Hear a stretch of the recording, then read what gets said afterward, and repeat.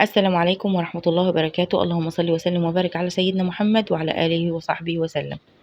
النهاردة بإذن الله كده هعملكم أكلة حلوة جدا بتتعمل في قلب الصعيد.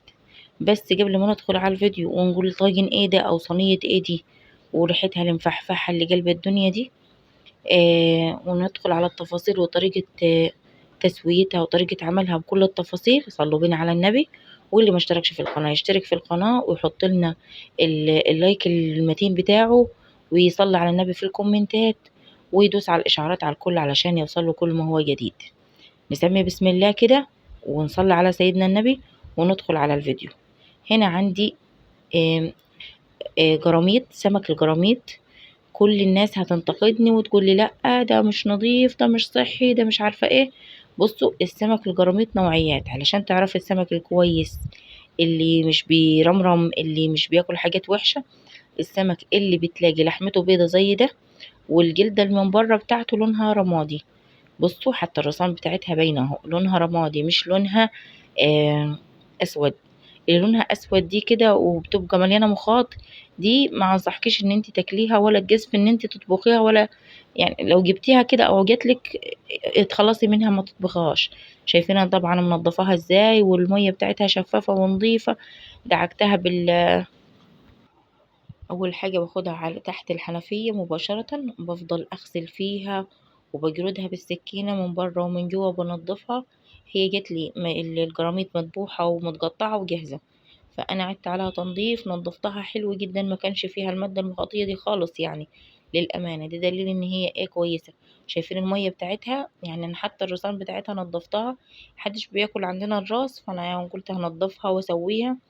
ولو حتى محدش كلها ممكن يعني اديها لاي حد كده، او عزكم الله حتى لو قدمتها لكلاب او قطط هتبقى كده نظيفة كده وشكلها حلو يعني. بعد ما نضفناها تحت مية جارية ودعكتها بعد ما اتغسلت كويس برده، وبعد ما غسلتها برده، الردة دي النخالة اللي بتطلع من الجمح. بعد كده بشطفها، وبعد كده بدعكها تاني بالدقيق، وباخدها دعك بره وجوه لغاية ما بصوا بتزيج معايا. بعد كده بروح شطفها شطفة حلوة وبنجحها بالليمون وبس على كده، واسيبها تصفي المية بتاعتها. والله طلعت المية بتاعتها نظيفة وشفافة وما كانتش زفرة خالص يعني. يمكن السمك المشط او السمك البلطي بيبقى ليها ريحة زفارة، او عموما يعني الاسماك بيبقى ليها ريحة زفارة.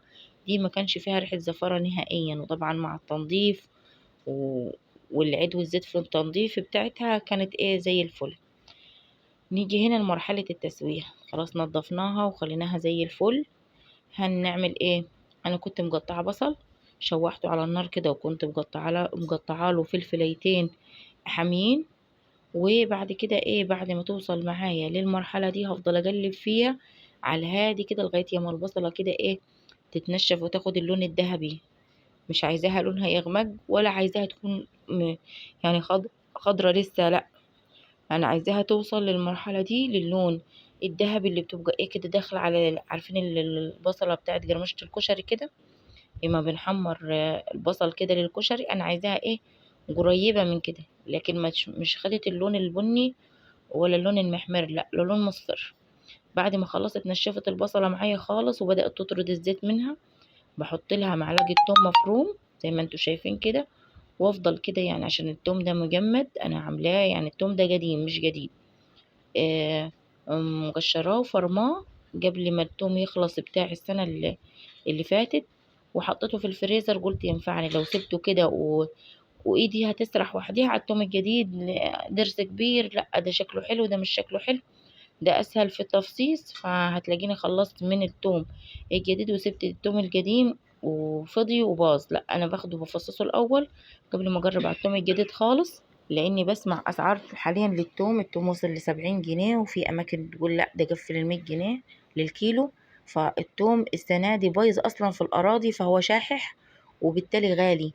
فكل اللي معاه شويه توم كده يحافظ عليهم. فانا التوم مسكته كده وفصصته وفرمته وحطيته في الفريزر كده، اضمن انه يقعد معايا لغايه اخر حبايه من التوم مفروم وجاهز، سهل معايا في الوقت وفي الطبخ، وفي نفس الوقت ايه اكون استفدت منه، ما هدرتش نعمه ربنا. هنا بصوا الطماطم بعد ما البصلة اتشوحت كويس جدا واتنشفت، حطيت طماطم وبعد كده خلطتها خلطة بسيطة بالهاند بلندر. كان عندي برضو حتة صلصة زودتها بيها. عندك فريك كده زي الفريك الأخضر، انقعيه شوية وحطيه في التجلية، أو تحطي بطاطس. أنا بعد ما لينت الفريك قلت لأ، المرة دي هحط له بطاطسيتين كده، ويعني عايزاه كده في بطاطس، لأن بتكون التجلية بتاعت السمك دي يعني لها طعم تاني خالص. فالتوابل الوحيدة اللي بضيفها لأي تسبيكة أو أي صلصة تخص السمك اللي هي الكزبرة والكمون وبس، ما بحطش أي توابل إضافية تاني، مع الملح المبهر اللي أنا عاملاه في البيت، اللي وريتهولكم كذا مرة وهوريهولكم دلوقتي تاني. بصوا كده البطاطس هتاخد غلوة، لأن البطاطس ايه يعني السمك لحمة الجراميط ما بتاخدش سوا زي ما بتاخد البطاطس، يعني البطاطس ممكن تاخد سوا أكتر منها. حطيت البطاطس غلت كام غلوة، وحطيت لكم كده رصة الجراميط.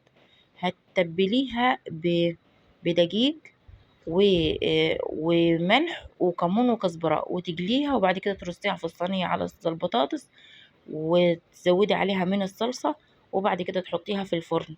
هتتنشف معاكي بالمنظر ده، وهيبقى طعمها رهيب. والحلو في سمك الجراميط ان ما بيبقاش فيه شوك، يعني الشوكة بتاعته بسيطة جدا، فلو عندك أطفال صغيرين هتأكليهم منها كده، بيبقى طعمها حلو وسمكة، يعني النوع السمك بتاعها بيبقى مغذي. يا رب يكون وصفتي عجبتكم، استودعكم الله والسلام عليكم.